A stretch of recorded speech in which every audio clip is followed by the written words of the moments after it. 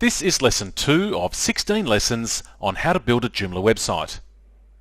The topics in this lesson are Joomla benefits, alternative content management systems, and website builders. Before choosing Joomla, I looked at a huge range of web building solutions. You might not be convinced yet that Joomla is the best solution for you. So in this lesson, I'm going to explain why I went with Joomla over the hundreds of other options. If you're convinced that Joomla is right for you, feel free to move on to lesson 3. Here are the main points that attracted me to Joomla. Firstly, it's free. If you're developing low-cost websites, you need a low-cost CMS. Joomla is free, which allows you to use it for even the most basic of sites. Open source. One benefit for people new to web development is that you don't need to understand code to create a website using Joomla. However, experienced developers appreciate that Joomla uses an open source model.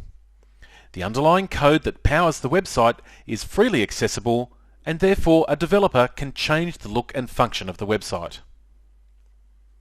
Cross-platform.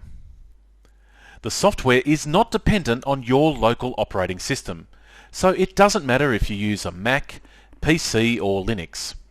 And when it comes to hosting a Joomla site, you can choose a host that uses the Apache server, which is usually run on the Linux operating system, or Windows IIS. The majority of Joomla sites are hosted on Linux-powered servers. Hosting is discussed in later lessons, and please don't let these terms frighten you, as everything you need to know is explained clearly. Support. The greatest criticism of open source applications is the lack of support. Joomla has an extremely large user base, which means there are a lot of people available to answer your questions at the Joomla forum. We have our own forum too at www.buildajoomlawebsite.com/forum. Long history. As there are so many CMS products available, some of them do disappear very quickly. If you make the wrong choice, you're stuck with software that has no support or ongoing development. Joomla is here for the long term and has a history dating back to 2000. There are thousands of extensions. Extensions are programs created by third parties that extend the functionality of Joomla. Examples include shopping carts, photo galleries, and membership sites. There are thousands of Joomla extensions available, so when you need to add functionality to your site, there is a good chance that a solution already exists. Some are free, some are commercial and require a payment. The majority of extensions are also open source, even the commercial ones. Secure. Joomla is very secure. However, like any software, you need to keep it and any third-party extensions up to date. It also helps to use a web host who understands Joomla well and keeps their systems up to date. Popularity. Since 2006, Joomla has been downloaded over 30 million times, and it's estimated to power 2.8% of all websites. If you plan to build and maintain your site yourself, rest assured that if you run into trouble, there is a solution. Joomla's popularity means there are thousands of developers you can hire to help with anything you might find is beyond your ability, such as building a custom application. The purpose of this course and my other training is to help you build your own website. However, if you decide you need help for some or all of the development, you'll find a list of Joomla developers under the Resources menu of our website. If you're a web developer, you can leverage Joomla's popularity to help sell your services. Your customers will feel more at ease if you tell them that you use the world's most popular CMS that is supported by thousands of web developers. That means if they ever want to change developers, then it will be easy to find someone else to take over their website. Now, of course, you don't want to lose their business in the future, and the whole point of using Joomla is so clients can manage their own site. But this assurance will help you win more business. Developer friendly. there are some additional features that will be of interest to experienced developers. I've already mentioned that the Joomla core and almost all third-party extensions are open source. Developers also might be interested to know that Joomla uses the MVC architecture, object-oriented programming, and Joomla 3 incorporates the Bootstrap framework. When I weighed up these benefits, Joomla looked like a good option. But what about other popular content management systems? There are two big contenders, WordPress and Drupal. Drupal is along the same lines as Joomla.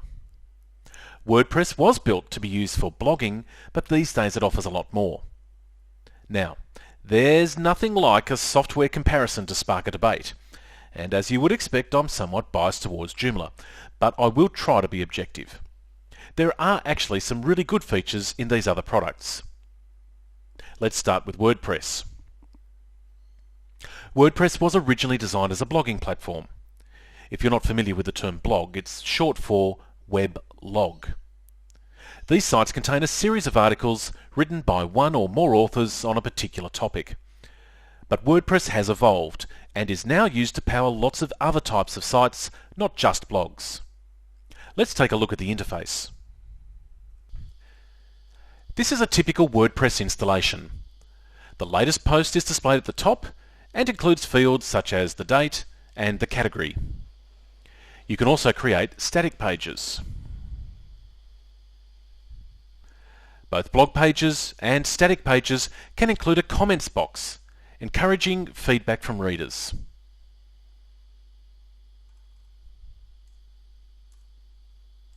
This is the administration interface. A post includes a title and the associated content.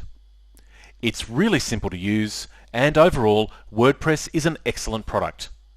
But here's a few things to consider. Joomla articles can be easily arranged in a blog format. It currently lacks a native commenting feature, but there are a couple of free, excellent extensions available that will give you that if you want it. This is one of the features I demonstrate in my How to Build a Joomla Website from Scratch course. Those who are used to Joomla find a couple of annoying things about WordPress.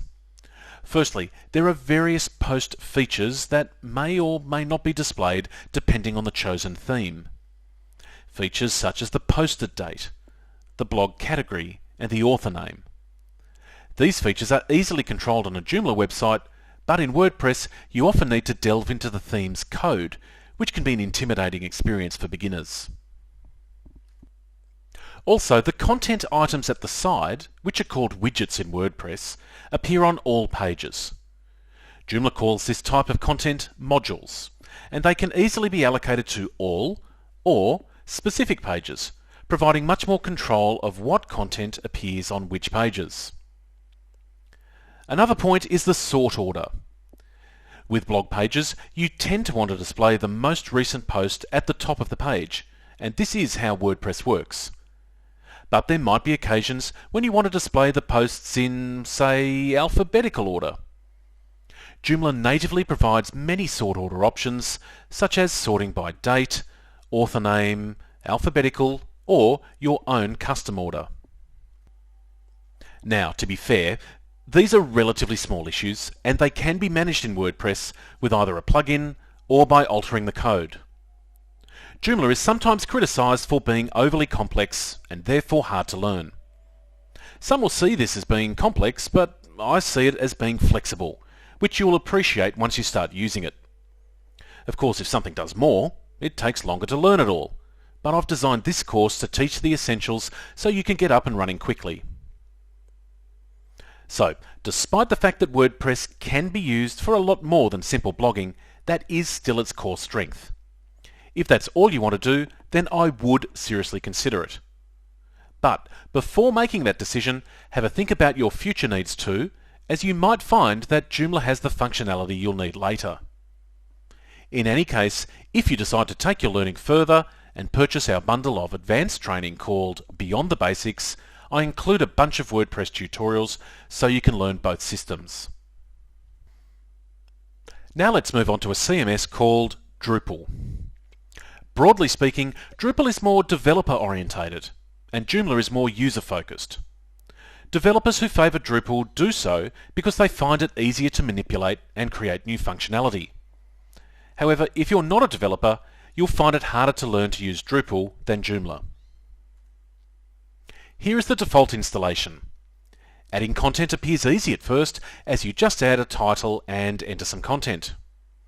But by default, no editor is included for the body section, so you can't easily format the content. Some developers prefer this because they like to enter formatting code manually, but for beginners, you'll need to install a plugin to get an editor. Drupal has a steeper learning curve than Joomla. It also doesn't have as many templates or extensions available. If you're a website owner, I would give it a miss. But if you are a developer making sites for yourself, you might consider it. There is an important distinction here. If you are making sites for clients who will be controlling the content, you should think twice. The interface is not intuitive, so you might find yourself spending a lot of time supporting clients instead of getting on with your next project. If, however, you're a developer and making sites for yourself, you might prefer Drupal. I don't have much experience with it, but I have read that it's nicer to code for Drupal, and that the developer community is, well, a little friendlier than Joomla. Drupal used to have several advantages over Joomla, including a content construction kit, a better storage system, and better access control. However, the current version of Joomla now handles this either within the core or via extensions. Another way to get a website constructed is to use an online website builder. There are several of these services that initially look promising, and perhaps for basic sites would be okay. However, each time I try one of these, I find myself battling to get it to do what I want. The platforms are inflexible, and so you often have to make compromises. You're also locked into the platform, so you can't move your website to a different host. The biggest challenge, though, is that these days most websites need some sort of functionality, like a feedback form, photo gallery, online shop, membership system, or custom application. Although many of these platforms have a range of add-ons, they don't go anywhere close to the huge range of options available with Joomla extensions. You're very much locked into a particular architecture that might work in the short term, but it's likely that you will outgrow their capability in the long run. So there's a quick wrap-up of why I went with Joomla. It can take a little while to get your head around it, which is why you're watching these videos, but once you've set up your first site, I'm sure you'll love using it. This concludes Lesson 2, which covered Joomla benefits, alternative content management systems, and website builders. If you haven't already, please download the companion workbook for this course. This course is available on various sites, so you might find a link to it below this video or in the exercise files section on the site you're on now. Alternatively, you can get it via my website at www.buildajoomlawebsite.com. Just go to Tutorials, the Basics.